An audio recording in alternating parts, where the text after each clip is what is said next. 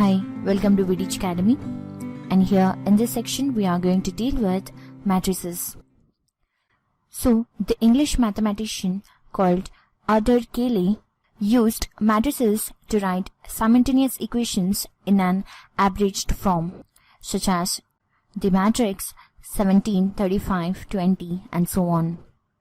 So, the numbers which are real numbers or complex numbers that are arranged in the form of a rectangular array in an horizontal and vertical lines, then that arrangement is called as a matrix. The horizontal lines of numbers in a matrix are termed as rows, whereas the vertical lines of numbers in a matrix is called as columns. And the numbers in a matrix are called as elements or entries. And note that the arrangement of elements of a matrix is enclosed by the brackets such as a square bracket or a open bracket. And then coming to rows, so rows of a matrix are counted from top to bottom. And now let us count the rows in this matrix. So for example, this is one row, and then this is the second, and this is third. So here we have 3 rows in the matrix. And then coming to columns, so columns are counted from left to right. So here by counting, we get 3 columns. And then coming to the next topic, which is order of a matrix. So order of a matrix is also termed as type or size of a matrix. So in order to discuss, let us consider a matrix A, which is equal to 1, 2, 3 and so on.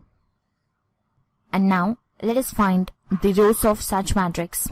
So rows of this matrix are 2 and the columns are equal to 1, 2, 3. So here we have 3 columns. And make a note of the formula that order of a matrix is equal to number of rows into number of columns of a matrix. So in order to find the order of a matrix A, let us number of rows, which is 2 into number of columns, that is 3. So here 2 by 3 is the order of matrix A. And now let us consider one more matrix, that is matrix B, which is equal to 1, 5, 7.